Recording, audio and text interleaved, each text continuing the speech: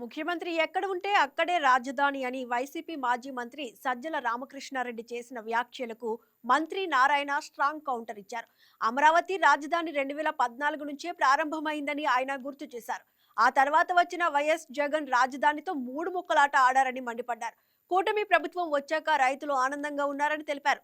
గత ప్రభుత్వం నిర్వాకం వల్లే రాజధాని నిర్మాణం ఆలస్యమైందని మంత్రి నారాయణ ఆరోపించారు. తాము రాజధాని అమరావతికి కట్టుబడి ఉన్నామన్నారు. వైసీపీ రాజధాని ఎక్కడ ఉందో చెప్పాలని డిమాండ్ చేశారు. హైదరాబాద్ లో సచివాలయానికి అమరావతిలో నిర్మాణం కానున్న సచివాలయానికి చాలా తేడాలున్నాయన్నారు. రాజధాని గురించి పూర్తిగా తెలుసుకుని మాట్లాడాలని సూచించారు. విజయవాడ, గుంటూరు, మంగళగిరిని కలుపుకుని రాబోయే రోజుల్లో మాస్టర్ ప్లాన్ తో ముందుకు వెళ్తామని తెలిపారు. అమరావతి రాజధాని ఏదైతే ఉందో 2014-19లో ప్రారంభించిన అమరావతి రాజధాని 2017 చివరి అంటే 2017 చివరి ప్రాంతంలో దాని మీద వర్క్స్ టేకప్ చేసి అయితే 1 year 2 months కాగానే ప్రభుత్వం మారటం. గత ప్రభుత్వం మూడు ముక్కలు ఆటాడి గత ప్రభుత్వం అంతకుముందు అంటే 14-19లో అమరావతి రాజధాని 30,000 ఎకరాలు కావాలని స్వయంగా జగన్మోహన్ రెడ్డి గారు చెప్పి మళ్ళా ప్రభుత్వం మారంగానే అమరావతి మూడు ప్రాంతాలని మూడు ముక్కలు ఆటాడారు. కానీ ఎక్కడా చేయలే. దాన్ని నాశనం చేశారు. రైతులను ఇబ్బందులు పెట్టారు. రైతులని నానా ఇబ్బందులు. ఒకసారి రైతులు ఎన్ని ఇబ్బందులు పడ్డారంటే వాళ్ళని కొట్టారు, ఆడవాళ్ళని కొట్టారు, కేసులు పెట్టారు, జైలుకి తీసుకుపోయారు, పోలీస్ స్టేషన్లు వేశారు.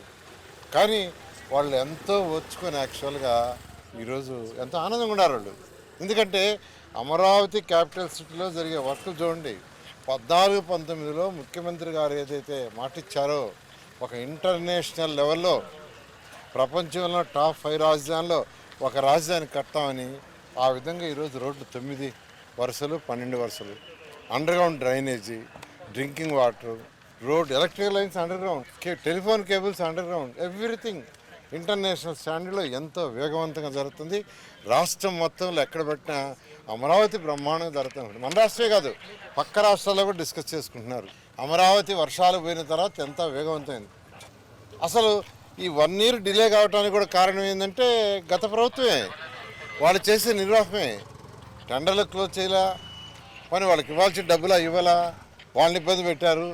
ఈ ప్రభుత్వం రాగానే టేకప్ చేయాలంటే మళ్ళీ లీగల్ ప్రాబ్లమ్స్ రావాలంటే దానికి కమిటీలు వేసి కమిటీల ద్వారా సమస్యలన్నీ సాల్వ్ చేసి అథారిటీలు అప్రూవ్ చేసి క్యాబినెట్లు అప్రూవ్ చేసి మేము ముందుకు వచ్చాము. ఈ లోపల వర్షాలు వచ్చే లోపల వర్క్స్ చేయలేకపోయారు వాళ్ళు.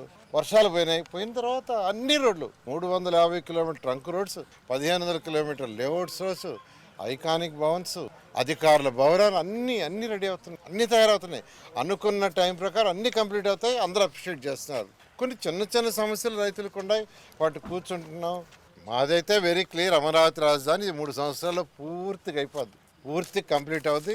ఏదైతే రైతు సోదరుల దగ్గర ఇప్పుడు ఇంటర్నేషనల్ స్పోర్ట్స్ సిటీ తీసుకుంటున్నామో దానికి కూడా డిజైన్ చేస్తున్నాం.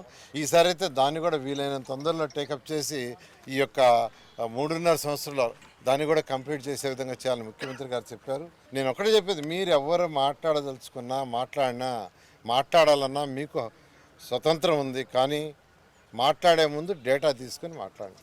అంటే వాళ్ళు ఏం మాట్లాడుతున్నారో వాళ్ళకి తెలియదు. ఎందుకంటే ఇప్పుడు ఈ చిన్న ఎగ్జాంపుల్, వాళ్ళు హైదరాబాద్తో కొలిచారు సెక్రటరీతో.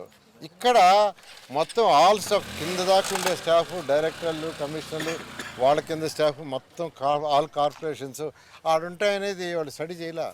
అదేవిధంగా రైతుల గురించి కూడా అలా ప్రభుత్వంలో లేనప్పుడు ఒకటి మాట్లాడారు, వాళ్ళు ప్రభుత్వానికి వచ్చినప్పుడు మాట్లాడారు, మళ్ళీ ప్రభుత్వం పోయిన తర్వాత ఒకటి మాట్లాడారు. ఏం మాట్లాడుతున్నారో వాళ్ళకే తెలియదు. ప్రజలు అన్నీ గమనిస్తున్నారు. ఇదే విధంగా ఉంటే మళ్ళీ నెక్స్ట్ ఎలక్షన్లో 11-0 అవుతాయి. అమరావతిలో ఏదైతే టెండర్లు పిలిచామో ట్రాన్స్పరెంట్గా టెండర్లు పిలిచామండి. దాని ప్రకారం టెండర్లో పార్టిసిపేట్ చేసిన వాళ్ళు, టెండర్లో దక్కించుకున్న వాళ్ళు వర్క్ చేస్తున్నారు. వాళ్ళందరూ స్టాండర్డ్ ఇన్స్టిట్యూషన్స్, ఎల్ఎన్టీ కావచ్చు, ఎన్సీసీ కావచ్చు, మెగా కావచ్చు, చిన్నవి కాదు, వాళ్ళు ఎంతో స్టాండర్డ్గా చేస్తున్నారు. ఏమీ మాట్లాడలేక అమరావతి జరిగిపోతుంది, ఇంకా ఆగదు, ఎవరి చేతిలో లేదని నిర్ణయించుకున్నారు. Please subscribe to YK TV network. Please subscribe to YK TV. Please watch YK News. Don't forget to subscribe YK News channel